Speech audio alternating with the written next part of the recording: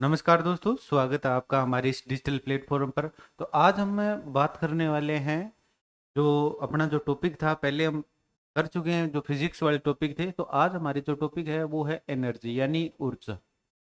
ठीक है, इसकी बात करने वाले हैं हम। ऊर्जा की बात करने वाले हैं। ऊर्जा क्या होती है, क्या काम आती है, ऊर्जा की मात्रक क्या होते हैं। क्योंकि आज तक ऊर्जा से सबसे ज्यादा क्वेश्चन दो ही पूछा गया है। एक तो स्थितिज ऊर्जा के उदाहरण के बारे में पूछा जाता है, और दूसरा क्या है, इनके मात्रक थोड़े से पूछे जाते हैं। जो रीट 2016 का पेपर हुआ था उसमें क्या है, ऊर्जा के हैं मात्रक पूछे गए थे। ठीक है, उसके बाद 2000 वो 21 वाला कैंसिल हुआ था, उसमें भी ऊर्जा के एक मात्रक से रिलेटेड क्वेश्चन आया था कि अर्घ में कैसे परिवर्तन होता है, जूल कितनी होती है। ठीक है, तो आज हम सारी की सारी बात करेंगे, कुछ भी नहीं छोड़ेंगे। ठीक है, अब क्या है, कार्य करने की जो क्षमता होती है वो ऊर्जा कहलाती है। ठीक है, कार्य करने की क्षमता होती है वो क्या है, ऊर्जा कहलाती है। और सबसे इंपॉर्टेंट, अभी हमने पहले टॉपिक किया था, आपको पता है, तो उसमें भी क्या है, उसका मात्रक भी क्या होता है, जो आपका कार्य होता है, कार्य का मात्रक भी क्या होता है। कार्य जो है वो कौन सी राशि है, अदिश राशि है। कार्य भी अदिश राशि है, और जो ऊर्जा है वो भी अदिश राशि, वो भी क्या है, अदिश राशि है। ये मोस्ट इंपॉर्टेंट है। कार्य भी अदिश राशि है और ऊर्जा भी क्या है, अदिश राशि है। अब परिभाषित करें तो करें कि कार्य व ऊर्जा का मात्रक समान ही होता है, इंपॉर्टेंट है। जो कार्य और ऊर्जा के मात्रक होते हैं वो क्या होते हैं, समान होते हैं। यदि 1 जूल कार्य करना हो तो आवश्यक ऊर्जा की मात्रा भी कितनी होगी, 1 जूल होगी। ठीक है, अगर आपको 1 जूल कार्य करना हो तो आवश्यक ऊर्जा की मात्रा भी कितनी होगी, 1 जूल होगी। ठीक है, अब फिर आ गया वो इंपॉर्टेंट चीजें कि ऊर्जा एक अदिश राशि है, और इसका आज जो एसआई मात्रक है, ठीक है, वो क्या होता है, जूल होता है। और कार्य का एसआई मात्रक होता है वो न्यूटन होता है। कार्य का जो एसआई मात्रक होता है वो क्या होता है, न्यूटन होता है, ये याद रखें। ऊर्जा के अगर मात्रक की बात करें, ठीक है, तो कैलोरी, अर्ग, यूनिट, इलेक्ट्रॉनिक, वोल्ट। अब ये क्या है, कैलोरी। कैलोरी अपनी जो बॉडी होती है ना, बॉडी को कितनी एनर्जी चाहिए, बॉडी से कितना कार्य कर सकते हैं, एक वयस्क को कितनी एनर्जी चाहिए, वहां पे काम आता है।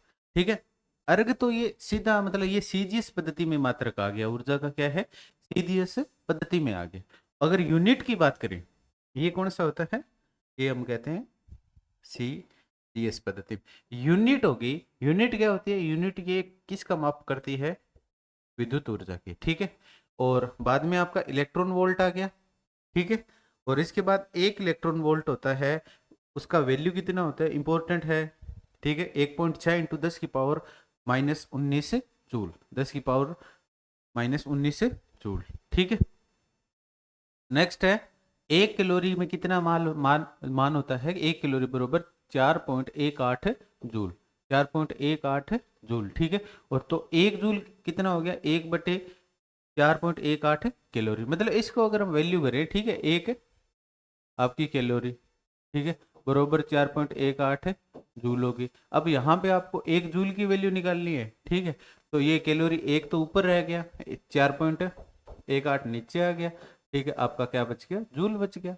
और जहाँ पे अगर राशि दी हुई है और वहां पे कोई वैल्यू नहीं है तो एक लगा सकते हैं। तो 1 जूल के बरोबर 1/4।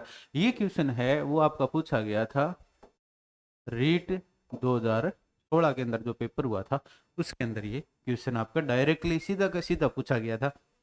तो रीट का चाहे प्री का एग्जाम हो, मेन का एग्जाम हो, इतनी हाई डेफिनेशन मतलब हाई लेवल की साइंस नहीं पूछी जाती है, बेसिक साइंस से पूछी जाती है। अब अगर हम बात करें यांत्रिक ऊर्जा क्या होती है, यांत्रिक ऊर्जा होती है आपकी गतिज ऊर्जा प्लस स्थितिज ऊर्जा। ये भी आप पूरी व्याख्या करेंगे भी, गतिज ऊर्जा क्या होती है, यांत्रिक ऊर्जा क्या होती है, गतिज ऊर्जा, और मतलब आपकी जो स्थितिज ऊर्जा होती है, ठीक है, इन दोनों का योग होता है वो आपकी यांत्रिक ऊर्जा कहलाती है। ठीक है, गतिज ऊर्जा क्या होती है, मतलब काइनेटिक एनर्जी होती है, वो होती है 1/2 mv²। ठीक है, और यहाँ पे आपको बहुत बार मतलब इस प्रकार राशि देंगे। ठीक है, भी अगर वेग को दुगना कर दे तो ऊर्जा में क्या प्रभाव पड़ेगा, द्रव्यमान को आधा कर दे तो क्या प्रभाव पड़ेगा, इस प्रकार के एग्जाम्पल है वो हम एमसीक्यू की जो क्लासें चल रही है उसके अंदर करते आ रहे हैं। ठीक है, और इसमें क्या होता है, स्थितिज ऊर्जा यानी पोटेंशियल एनर्जी होती है, वो क्या होती है, mgh।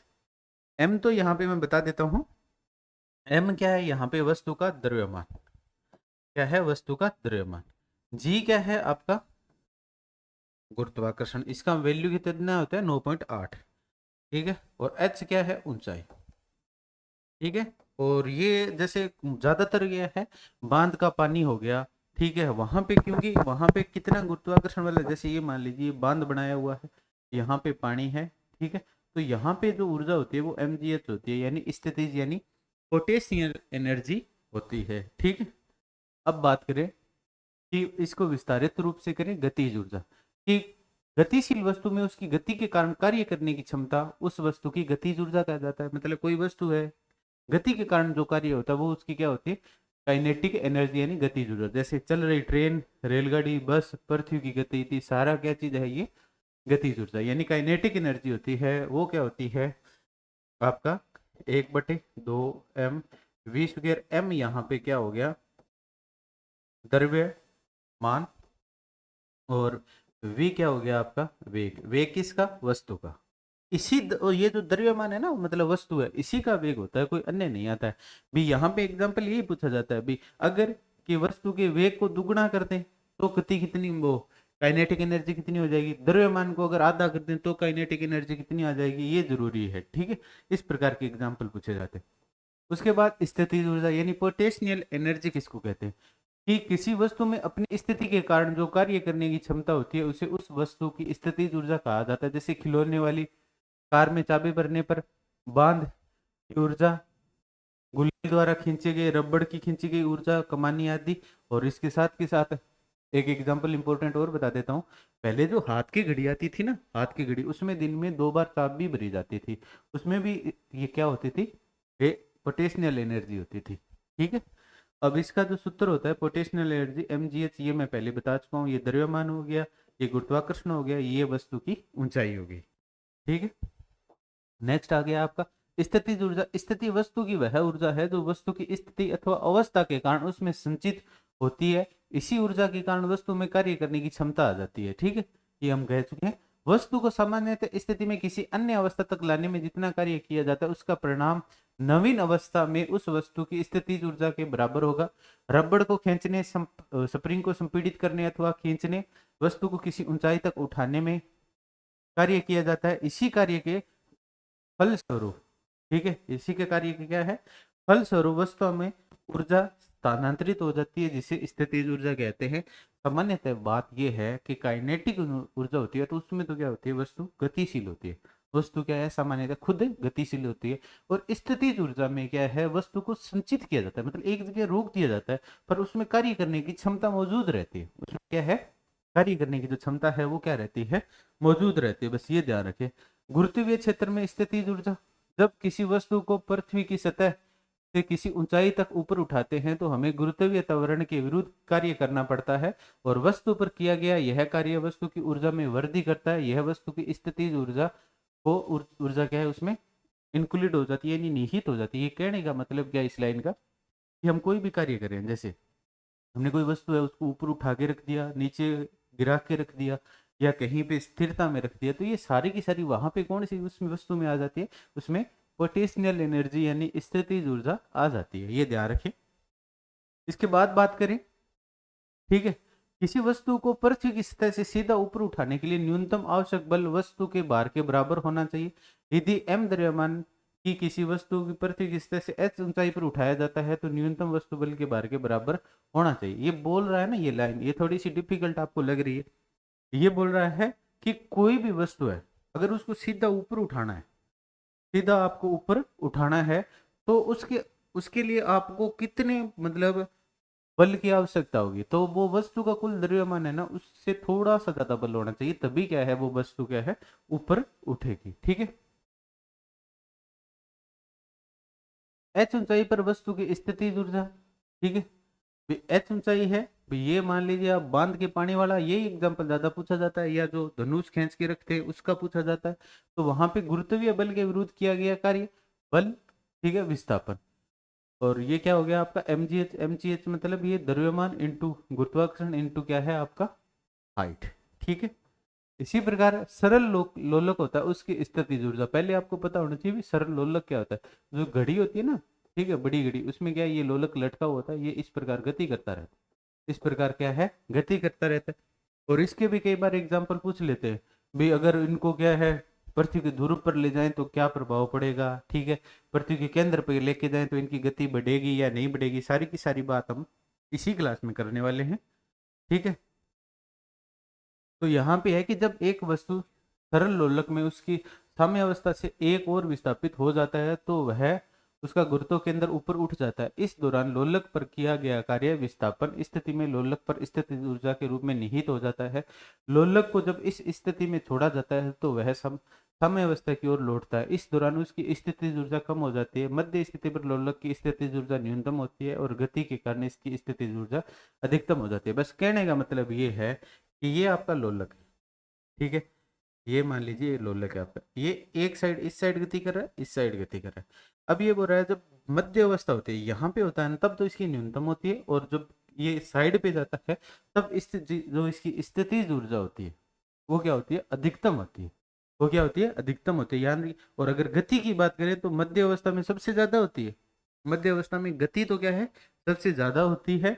और स्थितिज ऊर्जा क्योंकि यहाँ पे आएगा लास्ट, यहाँ पे एकदम मतलब शून्य होके वापस इस साइड चलेगा, एकदम रुक के वापस चलेगा। तो अगर मध्य अवस्था में गतिज ऊर्जा क्या होती है, अधिकतम होती है, और जो स्थितिज ऊर्जा होती है वो न्यूनतम होती है। ये उल्टी चलती है, ध्यान रखना है आपको। क्या है, ये दोनों चीजें क्या है, एक दूसरे के क्या है, अपोजिट चलती है। ठीक है, नेक्स्ट है ऊर्जा रूपांतरण। ये इंपॉर्टेंट है क्योंकि बहुत बार कौन सा उपकरण किसको किस ऊर्जा में किस में बदलता है, डायनेमो। ठीक है, यांत्रिक ऊर्जा को विद्युत ऊर्जा में। डायनेमो क्या होता है, जो जनरेटर होता है ना, विद्युत जनरेटर, उसके ऊपर उसमें लगा हुआ होता है। या हम वाहन यूज करते हैं, जैसे स्कूटर हो गया, ट्रैक्टर हो गया, कोई कार होगी, उसमें भी सभी में क्या होता है, डायनेमो लगा हुआ होता है। सामान्य भाषा में डायनेमो को हम जनरेटर भी बोल सकते हैं। ये क्या करता है, यांत्रिक ऊर्जा को विद्युत ऊर्जा में। अब विद्युत मोटर सभी काम में लेते हैं, चाहे मिक्सी हो, चाहे घर में जो चारा काटने वाली मशीन हो, ये सारे उसमें विद्युत मोटर होती है। तो वो विद्युत ऊर्जा को क्या है, यांत्रिक ऊर्जा में। माइक्रोफोन, ठीक है, अब जो मैं बोल रहा हूँ ये माइक्रोफोन है। ठीक है, ये क्या है, माइक्रोफोन है। ये जो मेरी ध्वनि है उसको विद्युत ऊर्जा में कन्वर्ट कर देगा, उसको क्या है, कन्वर्ट कर देगा। ठीक है, ध्यान रखें। और जो होता है ना, माइक्रोफोन माइक दोनों एक ही चीज होती है। ईयरफोन और ईयरबड में क्या होता है, ये उल्टा हो जाता है। ये क्या करते हैं, विद्युत ऊर्जा को ध्वनि ऊर्जा में। अब लाउड स्पीकर है, ये क्या है, विद्युत ऊर्जा को ध्वनि ऊर्जा में।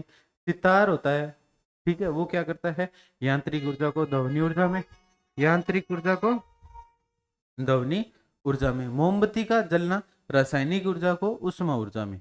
मोमबत्ती का जलना क्या होता है, रासायनिक ऊर्जा को उष्मा ऊर्जा में। और कई बार एग्जाम्पल ये भी पूछा जाता है कि मोमबत्ती का जलना क्या होता है, रासायनिक परिवर्तन होता है या भौतिक परिवर्तन होता है। तो इस बात को भी आप ध्यान रखें। ठीक है, नेक्स्ट आता है आपका विद्युत सेल। विद्युत सेल मतलब ये क्या करता है, रासायनिक ऊर्जा को विद्युत ऊर्जा में। और सोलर सेल होता है, वो क्या है, प्रकाश ऊर्जा को विद्युत ऊर्जा में। और सोलर सेलर में क्या लगे होते हैं, अर्धचालक लगे हुए होते हैं। सोलर सेल में क्या लगे हुए होते हैं, अर्धचालक लगे हुए होते हैं, ये भी याद रखें। नेक्स्ट आता है आपको ऊर्जा के परंपरागत तथा वैकल्पिक स्रोत। अब परंपरा मतलब किसको बोलते हैं, परंपरा जो पीढ़ी दर पीढ़ी चली आ रही है, यानी जो भी हम संसाधन यूज कर रहे हैं, जो भी संसाधन या स्रोत हो गए, वो क्या पीढ़ी दर पीढ़ी यूज कर रहे हैं। ठीक है, वो परंपरागत होते हैं। वो क्या होते हैं, परंपरागत होते हैं, ध्यान रखें। ठीक है, और परंपरागत होते हैं ना, वो क्या होते हैं, समाप्य होते हैं, मतलब वो एक दिन जरूर समाप्त हो जाएंगे। परंपरा भी समाप्त हो जाती है, उसी प्रकार संसाधन भी क्या है, समाप्त हो जाएंगे। जैसे कि रसोई गैस, डीजल, पेट्रोल, केरोसिन, प्राकृतिक गैस, खनिज, कोयला आदि पदार्थों को पृथ्वी के गर्भ से निकाला जाता है। ऐसा माना जाता है कि हाँ, ये भी है कि ये माना जाता है कि पहले पृथ्वी पर बहुत सारे जंगल और ये थे, तो अचानक क्या है, उथल पुथल मची। उथल पुथल मची तो क्या है, वो जमीन के अंदर दब गए, और वहां से वो क्या है, वो लिक्विड फॉर्म में आ गए। वो क्या है, लिक्विड फॉर्म में आ गए। और कुछ क्या है, दबाव के कारण क्या है, कोयले में बदल गए। तो माना जाता है, बाकी कोई प्रूफ नहीं कर पाए। बाकी क्या है, कोई प्रूफ नहीं कर पा रहा। बाकी ये जो थ्योरी है वो मतलब यूनिवर्सल है, सभी जगह ये थ्योरी चलती है आपकी। ठीक है, जंतु पेड़ पौधे भूमि के अंदर लंबे समय तक भूगर्भ में अत्यधिक दाब बताव के कारण ये पेड़ पौधे पेट्रोलियम व खनिज कोयले में बदल गए। इन्हें जीवाश्म ईंधन कहते हैं। इन पदार्थों की रासायनिक ऊर्जा उष्मा ऊर्जा में बदलकर हम प्रयोग करते हैं। मतलब ये क्या होने से होते हैं, रासायनिक होते हैं उपयोग में। खाना पकाने के लिए लोग लकड़ी का भी उपयोग करते हैं। इस कारण जंगल काटे जा रहे हैं तथा लकड़ी की कमी हो रही है। हमारे द्वारा प्रयुक्त किए जाने वाले पेट्रोल, डीजल, प्राकृतिक गैस, ठीक है। अब आपको कास्ट ऊर्जा, अब ये बोलना है आपको परंपरागत मतलब जो परंपरा चली आ रही है, और परंपरा हमेशा ही समाप्त हो रही है, होती है। जो आपने भी देखा है कि पहले जो कपड़े पहनते थे धोती कुर्ता पहनते थे, ये परंपरा थी। अब धोती कुर्ता की जगह कोई, जैसे मैंने टी शर्ट पहन रखी है, कोई पैंट कोट पहनने लगे, आगे क्या पता धीरे धीरे कपड़े भी छोटे होने लगे। जितने लोगों के पास पैसे आने लगे, कपड़े भी धीरे धीरे क्या है, छोटे होने लगे। ठीक है, ये ध्यान रखें आप। नेक्स्ट है आपका गैर परंपरागत। गैर परंपरागत वो होते हैं, गैर मतलब जिसको कोई भी अपना सकता है। गैर को पता है किसी भी रूप में हम अपना सकते हैं, वैसे गैर मत मान लेना। ठीक है, गैर का मतलब है कि उसको क्या है, हम कन्वर्ट कर सकते हैं, और वो मतलब समाप्त पे नहीं है, मतलब वो चीजें समाप्त होने वाली नहीं है। ठीक है, अब सूर्य है, पवन है, जल है, जीव मात्रा है, परमाणु भट्टी है, महासागर व भूगर्भ से ऊर्जा, गैर परंपरागत ऊर्जा या वैकल्पिक ऊर्जा कहते हैं। इन स्रोत को बार बार उपयोग किया जा सकता है, इन्हें नवीनीकरण ऊर्जा भी कहते हैं। ये स्रोत कभी समाप्त नहीं होने वाले। गोबर व अन्य गैसीय अपशिष्ट से बायोगैस संयंत्र लगाने हेतु सरकार प्रोत्साहित किया जा रहा है, इसे जीव मात्रा ऊर्जा कहते हैं। ठीक है, गोबर गैस से जो ऊर्जा बनती है उसको क्या बोलते हैं, जीव मात्रा ऊर्जा कहते हैं। नदियों पर बड़े बड़े बांध बनाकर इसके पानी से ऊंचाई से टरबाइन पर गिराया जाता है, और टरबाइन से जनरेटर यानी डायनेमो, ठीक है, चलाया जाता है, जिससे विद्युत ऊर्जा की प्राप्ति होती है। ठीक है, तो इसको क्या बोलते हैं, जल विद्युत संयंत्र बोलते हैं। इस विद्युत ऊर्जा को बड़े शहरों से लेकर सुदूर मतलब दूर दूर के गांवों तक आपूर्ति में लिया जाता है। ठीक है, परमाणु या नाभिक के भट्टी से भी विद्युत ऊर्जा का निर्माण किया जाता है। इस प्रकार के संयंत्र को परमाणु संयंत्र कहते हैं। राजस्थान में चित्तौड़गढ़ में राउत बाटा परमाणु संयंत्र है, और ये आपकी चंबल नदी के किनारे पे स्थित है। ये क्या है, आपकी जो चंबल नदी है उसके किनारे पर क्या है, स्थित है। ऊर्जा संयंत्र से विद्युत का उत्पादन किया जाता है। परमाणु ऊर्जा के उपयोग से पनडुब्बी भी चलाई जाती है। महासागरों में आने वाले ज्वार भाटा, तेज लहरें तथा धाराओं की ऊर्जा को विद्युत ऊर्जा में बदला जा सकता है, जिसे महासागरीय ऊर्जा कहते हैं। ठीक है, पृथ्वी के गर्भ में पाए जाने वाले ताप वृद्धि से होती है। तापीय वृद्धि के कारण विद्युत रूपांतरित किया, जैसे भूगर्भिक ऊर्जा कहते हैं। अब भूगर्भिक ऊर्जा क्या होती है मैं बता देता हूँ कि कुछ ऐसे क्षेत्र होते हैं, जैसे जैसे हम जमीन में नीचे की ओर जाते हैं तापमान बढ़ना शुरू हो जाता है, तापमान क्या है, प्लस होना शुरू हो जाता है। ठीक है, तो भूगर्भ में क्या है, जैसे कैथोड और एनोड की क्या है, प्लेटें होती है। कैथोड और एनोड की क्या होती है, प्लेटें होती है। इनको क्या है, दबा दिया जाता है, इनको क्या है, दबा दिया जाता है। तो इनसे प्लस और माइनस प्रकार की ऊर्जा हमें मिलती है, इनसे प्लस और माइनस प्रकार की क्या ऊर्जा हमें मिलती है। ठीक है, ये ध्यान रखें। तो इसको क्या बोलते हैं, भूगर्भीय ऊर्जा। अभी क्या वर्तमान में बस ये एक लिमिट मात्रा में ऊर्जा का उत्पादन हो रहा है। इसमें क्या है, एक सीमित लिमिट मतलब क्या है, एक सीमित मात्रा में क्या है, ऊर्जा का क्या है, आपका उत्पादन हो रहा है। ठीक है, नेक्स्ट है ऊर्जा संरक्षण। ऊर्जा को न तो नष्ट किया जा सकता है, ये ऊर्जा का यूनिवर्सल जो लॉ है वो है कि ऊर्जा को न तो आप नष्ट कर सकते हो, न ही उत्पादन कर सकते हैं, लेकिन इसे एक रूप से दूसरे रूप में बदला जा सकता है। इसी को ऊर्जा संरक्षण का सिद्धांत कहते हैं। दिमाग में बिठा ले, ये ऊर्जा है, ऊर्जा को ना तो नष्ट किया जा सकता है, ठीक है, और ना ही क्या है, उसका उत्पादन किया जा सकता है, न ही अलग से उत्पादन किया जा सकता है। उसको एक रूप से दूसरे रूप में बदला जा सकता है। जैसे सोलर है, ऊर्जा है, सौर ऊर्जा है, उसको क्या है, जो ताप ऊर्जा से विद्युत ऊर्जा में बदल देते हैं। और अगर विद्युत ऊर्जा है तो अब सर्दी आ गई है, तो सर्दी में क्या करेंगे, वो हीटर चलाएंगे, हीटर से वो मतलब विद्युत ऊर्जा से ताप ऊर्जा में बदल गई। ठीक है, इस प्रकार के है तेज होते रहते हैं। गुरुत्व बल के अधीन गिरती हुई वस्तु को स्थितिज व गतिज ऊर्जा का उपयोग गतिपथ के प्रत्येक बिंदु पर नियत रहता है। जैसे जैसे वस्तु नीचे आती है गतिज ऊर्जा का मान बढ़ जाता है और स्थितिज ऊर्जा घटती है। ये तो नॉर्मल है, ये बोल रहा है कि कोई भारी वस्तु ऊपर से गिरा रहे, ठीक है, तो ऊपर से नीचे की ओर जाएगी तो इसकी क्या है, स्थितिज ऊर्जा कम होती जाएगी और गतिज ऊर्जा बढ़ती जाएगी। ठीक है, अब ऊर्जा संरक्षण के अनुसार किसी भी विलगित निकाय की कुल ऊर्जा सदैव नियत रहती है। इंपॉर्टेंट है, विलगित निकाय कहने का मतलब है कि ऊर्जा का कोई भी स्रोत हो, ऊर्जा का क्या है, कोई भी स्रोत हो, उसमें जो संचित ऊर्जा होती है वो क्या है, निश्चित रहती है। ठीक है, जब वस्तु को गतिज ऊर्जा की परिक्रमा के पश्चात उतनी ही हो जितनी प्रारंभिक अवस्था में थी, तो ऐसे कार्यकारी बल संरक्षी बल कहलाते हैं। इंपॉर्टेंट है भाई ये चीजें। ठीक है, ये बोल रहा है कि जब वस्तु की गतिज ऊर्जा परिक्रमण के पश्चात भी उतनी है जितनी प्रारंभिक अवस्था में थी, तो ये बोल रहा है कि कोई परिक्रमण कर रहा है, जैसे पृथ्वी कर रही है सूर्य का परिक्रमण, ठीक है, तो ऐसे जो उस पृथ्वी पे बल लगते हैं वो क्या होते हैं, संरक्षी प्रकार के बल होते हैं। संरक्षी बलों द्वारा किया गया कार्य पथ पर निर्भर नहीं करता है, बल्कि वस्तु की प्रारंभिक व अंतिम स्थिति पर निर्भर करता है। संरक्षी बल तभी होंगे जब वस्तु जिस स्पीड से स्टार्टिंग में गति करनी शुरू की थी और अंतिम में भी क्या है वही गति हो, अंतिम अवस्था में भी क्या है वही गति हो, तो वहां पे कौन से होते हैं, संरक्षी बल होते हैं। इस प्रक्रिया में गतिज ऊर्जा व स्थितिज ऊर्जा का योग सदैव स्थिर रहता है, जिसे हम यांत्रिक ऊर्जा कहते हैं। यांत्रिक ऊर्जा हम पढ़ चुके हैं, यांत्रिक ऊर्जा क्या होता है, गतिज ऊर्जा प्लस स्थितिज ऊर्जा यानी kinetic energy plus potential energy के योग को हम क्या बोलते हैं, यांत्रिक ऊर्जा बोलते हैं। यांत्रिक ऊर्जा संरक्षण नियम के अनुसार यांत्रिक ऊर्जा संरक्षित रहती है। यदि निकाय में गतिज ऊर्जा बढ़ेगी तो स्थितिज ऊर्जा में कमी हो जाएगी, ठीक है। एवं जब गतिज ऊर्जा कम होगी तो स्थिति, ये बोल रहा है जो आपकी है यांत्रिक ऊर्जा है, ठीक है,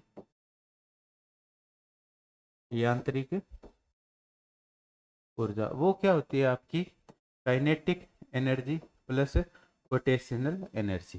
पहले तो ये बोल रहा है कि स्थिर रहती है। अब अगर हम ये बोल रहा है कि अगर इनकी वैल्यू है मतलब 90 है तो 90 ही रहेगी। अगर इनको हमने 45 में डिवाइस कर लिया, समझ गए आप। अब ये बोल रहा है कि काइनेटिक एनर्जी का मान बढ़ता है। अब जैसे काइनेटिक एनर्जी का मान हो गया आपके पास 60, तो प्लस जो पोटेंशियल एनर्जी है उसका घटके कितना हो जाएगा, 30। इसी प्रकार अगर ये और बढ़ जाए, मान लो इसका हो जाए आपके पास 80, इसका हो जाएगा 10, इसका कितना हो जाएगा, ये 80 हो गया, ये 10 हो गया। इसी प्रकार अगर पोटेंशियल का बढ़ रहा है तो काइनेटिक, मतलब इन दोनों की वैल्यू है, उनका योग है यांत्रिक ऊर्जा के बराबर रहता है। 90 नहीं बोल रहा हूँ, बराबर रहेगा। ये तो मैंने बाई चांस मतलब एग्जाम्पल के लिए ये वैल्यू इसमें पुट की थी, ये याद रखें आप, ठीक है। नेक्स्ट है ऊर्जा का क्षय, ठीक है। ऊर्जा क्षय कहने का मतलब है जैसे संक्षारण बोलते हैं ना, संक्षारण कोई चीज का नष्ट होना, उसी प्रकार ऊर्जा भी नष्ट होती है या नहीं होती। अब पहले बात करते हैं मुख्य रूप से निम्न ऊर्जा जो है छह उष्मा ऊर्जा। जब कोई भी वस्तु कार्य किया जाता है तो घर्षण द्वारा हवा में उत्पन्न प्रतिरोध एवं विभिन्न प्रतिबद्धताओं के कारण कार्य करने की क्षमता में कमी आ जाती है। ऊर्जा क्षय में अधिकांश भाग उष्मा ऊर्जा के रूप में अनुपयोगी हो जाता है। एक तापीय बल्ब में उष्मा ऊर्जा के रूप में ऊर्जा का अधिकांश भाग अनुपयोगी हो जाता है, ठीक है। प्रकाश ऊर्जा में विभिन्न प्रकार के दहन प्रक्रियाओं में ऊर्जा का कुछ भाग प्रकाश की ऊर्जा के रूप में अनुपयोगी होकर क्षय हो जाता है, ठीक है। अब आया ध्वनि ऊर्जा। ध्वनि क्या है कि टक्कर, घर्षण व अन्य प्रक्रियाओं में ऊर्जा का कुछ भाग ध्वनि ऊर्जा के रूप में भी क्षय हो जाता है। घर्षण आदि के कारण अणुओं में होने वाले इस कंपन या दाब में बदल जाते हैं, जिससे ध्वनि ऊर्जा उत्पन्न होती है। ये बोल रहा है कि कोई भी वस्तु है उसका अगर हम कंपन करवाते हैं तब क्या होगी, आपकी ध्वनि पैदा होगी। तब क्या होगी, ध्वनि पैदा होगी। और ध्वनि पैदा होगी तो अन्य भी चले जाते हैं, भी ओनली कंपन में नहीं, वो वायुमंडल में अन्य उसमें भी घर्षण होगा, ये होगा, तो वो क्या है, क्षय हो जाता है। क्षय आपको पता है कि ये याद रखें कि एक ऊर्जा को दूसरी ऊर्जा में 100% बदलना पॉसिबल नहीं है। एक रूप, ऊर्जा के एक रूप को दूसरे रूप में अभी तक 100% बदलना पॉसिबल नहीं हो सका है। तो ये अपना आज है वो ऊर्जा का हो गया, ठीक है। बाकी जो थ्योरी की क्लासें, एमसीक्यू की क्लासें और साइंस के नोट्स की बात करें तो मैं आपको बता देता हूँ कि अगर आप हमारे चैनल पे नए हैं तो आप, पहली बात तो ये है कि टेलीग्राम जरूर ज्वाइन करें, जो डिस्क्रिप्शन में लिखा हुआ है, ठीक है। इसके साथ के साथ मैं बता देता हूँ कि ये हमारा जो एप्लीकेशन है रियल स्टडी, ठीक है, इस प्रकार का लोगो है रियल स्टडी का। तो उसमें क्या है कि आपको सारी के सारी, अगर आपके पास अभी ई बुक्स नहीं है तो आप ई बुक्स पे जाके एनसीईआरटी जो आरबीएससी है दोनों की बुक डाउनलोड कर सकते हैं। जैसे आरबीएससी पे क्लिक करोगे तो आरबीएससी की बुक आ जाएगी टोटल, जैसे साइंस है इन सब की, ठीक है। और उसके बाद अगर आपके पास नोट्स है नहीं है तो आप यहाँ पे एक तो हस्तलिखित नोट्स पे जा सकते हो और नोट स्टोर पे जा सकते हो। हस्तलिखित नोट्स पे जाओगे, ठीक है, तो यहाँ पे जो रीड के साइंस के है नोट्स है वो हमने डाल दिए हैं। और इसकी ज़्यादा प्राइस भी नहीं है, सिर्फ और क्या है आपकी प्राइस है वो सिर्फ 35 रुपीज़ है, ठीक है। तो ये आपकी वैलिडिटी भी 1 साल तक रहने वाली है। मोस्ट इंपॉर्टेंट ये नोट्स हैं, ठीक है। तो इन नोट्स को मिस मत करें आप, ठीक है। और जो यहाँ पे शिक्षण विधियां हैं वो इंपॉर्टेंट है, साइकोलॉजी के नोट्स हैं, ठीक है। तो साइकोलॉजी के नोट्स हैं, डेमो चेक करके आप देख सकते हो, ठीक है। क्योंकि कई बार ये होता है स्टूडेंट को ये लगता है भी डेमो हमने चेक नहीं की, तो इस प्रकार के नोट्स हैं सारे के सारे, शॉर्ट प्लस लॉन्ग नोट्स हमने डाले हुए हैं। साइंस के नोट्स सभी के आपको इसी एप्लीकेशन पे जल्दी मिलने वाले हैं। और फिर भी आपको कोई भी प्रकार की हेल्प चाहिए तो हेल्पलाइन नंबर आपको नीचे दिखाई दे रहा है, 94 135 65 222। ठीक है, तो मिलते हैं नेक्स्ट वीडियो में। Thanks for watching. अगर चैनल पे नए हैं तो चैनल को सब्सक्राइब जरूर कर देना और वीडियो को ज़्यादा से ज़्यादा शेयर करें।